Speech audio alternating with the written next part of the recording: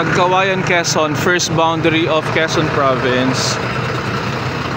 We just have a quick CR break.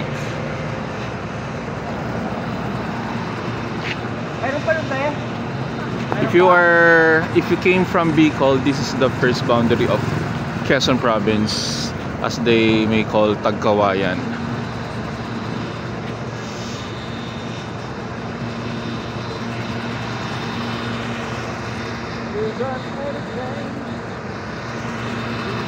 There's a change in here.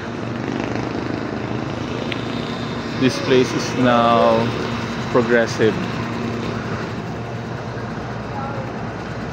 McDonald's.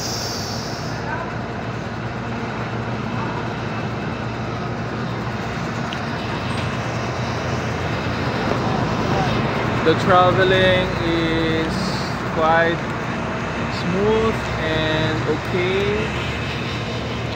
No traffic and there's no traffic congestions, no what's this, other unpredictable situations. So I hope that we can get there in Manila before 12 midnight. How I wish.